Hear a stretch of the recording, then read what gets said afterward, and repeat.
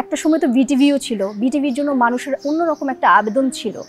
তো ওই চ্যানেলের আধিক্যতার সাথে সাথে বিটিভির আবেদন কিংবা ওই সময়টাকে আপনি কতটুকু আসলে ব্যক্তি মানুষ হিসেবে মিস করেন? ভয়াবহ রকমের মিস করি। হ্যাঁ, অনেক মিস করি। ব্যাপারটা হচ্ছে যে আমরা যখন কাজ করেছি তখন কিন্তু ড্রোন ছিল না। এখন ড্রোন উপরে নিয়ে গিয়ে শট টট করে, অনেক কিছু করে। আমাদের কাজটা ছিল, আপনি গাড়িতে দেখেছেন ম্যানুয়াল গিয়ার আর একটা আছে অটো গিয়ার, আমাদেরটা ছিল ম্যানুয়াল গিয়ার। হ্যাঁ, আমরা চেষ্টা করতাম অভিনয়, রিহার্সাল, অ্যাক্টিং এবং এইটাকে যতটুকু আমরা পারি, আমরা খুব পারঙ্গম বা আমরা খুব পেরেছি সেটা বলবো না, এটা দর্শক বলবেন কতটুকু পেরেছি বা পারিনি, কিন্তু আমরা চেষ্টাটা করেছি।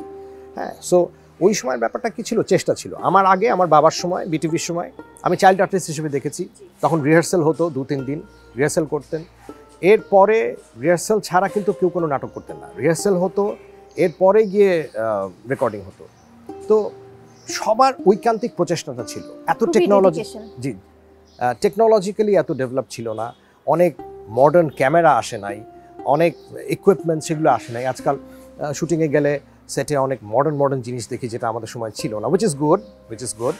কিন্তু ওই সময় মানুষের, আমি এখনকার মানুষের চেষ্টা নাই সে কথাও কিন্তু বলছি না, আছে, অবশ্যই আছে, ভিন্ন ধরনের, ভিন্ন উপায়, কিন্তু ওই সময় মূল হাতিয়ারটাই ছিল চেষ্টা। হ্যাঁ, খাওয়া হয় নাই আমার, ইয়ে গেছে যে সকালে একটু খেয়েছি, এরপরে সারাদিনে আর কোনো খাওয়া হয় নাই, আবার সন্ধ্যা 7টা-8টার সময় খেয়েছি, সারাদিন সান পড়ে যাবে, শেষ করতে হবে আমাকে জিনিসটা, অনেক কিছুর মধ্যে দিয়ে গিয়েছি। তো ডেফিনেটলি ওই সময় আমি বা আমার কো আর্টিস্ট যারা ছিলেন বা ওই সময়কার যারা অভিনেত্রী ছিলেন, তাদের একটা ভীষণ এফর্ট ছিল।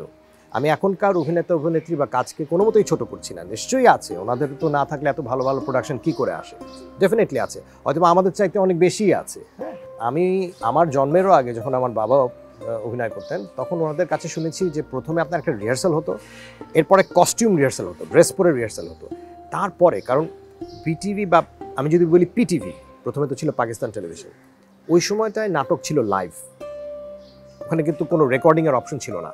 সুতরাং আপনি ভুল করলেও দর্শকের সামনে, আপনি ঠিক করলেও দর্শকের সামনে, এবং সেটাকে আর এড়ানোর কোনো সুযোগ নাই।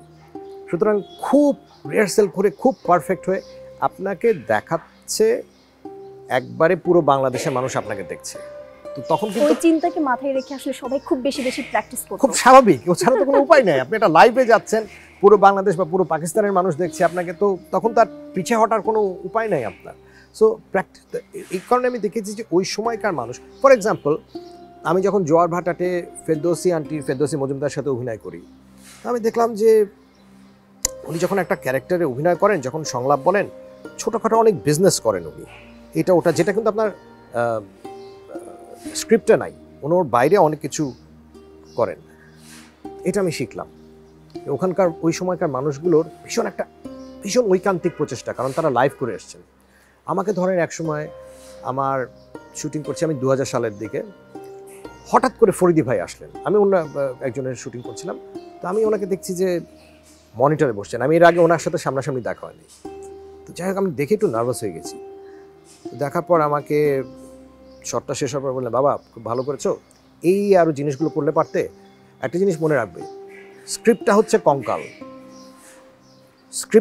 কঙ্কাল, ওর উপরে মাংস লাগানোর দায়িত্ব হচ্ছে অভিনেতা। শ্রদ্ধেয় হুমায়ুন ফরিদির সাথে আপনার ভালো সম্পর্কই ছিল, উনি আপনাকে খুব স্নেহ করতেন যতটুকু আমরা জানি। জি, উনি আমাকে অসম্ভব স্নেহ করতেন, উনি বলতেন ইউ আর লাইক আ সান, এবং ওনার কাছ থেকে আমি প্রচুর শিখেছি। এই মানুষগুলো হচ্ছে কি ইনস্টিটিউশনের মতো। হ্যাঁ,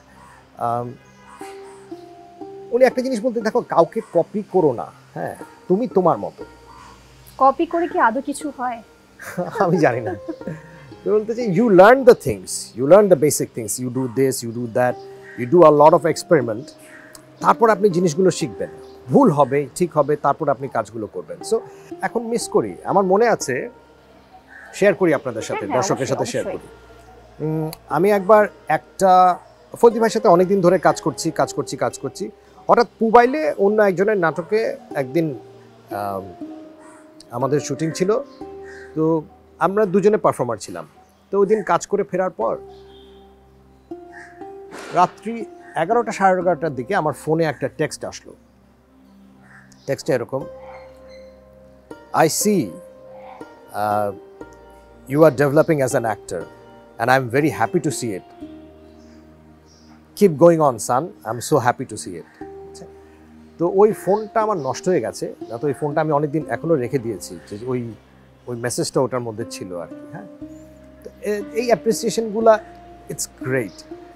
অনেক অনুষ্ঠানের মধ্যে যে অ্যাওয়ার্ড দেওয়া হয়, সেই অ্যাওয়ার্ডের চাইতেও এই ছোট ছোট কমপ্লিমেন্টগুলো গ্রেট, এবং এগুলোকে আপনার স্পৃহা বাড়ায় সামনে এগিয়ে যাওয়ার জন্য, সামনে এগোনোর জন্য ইচ্ছাটা, স্পৃহাটা অনেক বাড়িয়ে দেয় এই ধরনের ব্যাপার।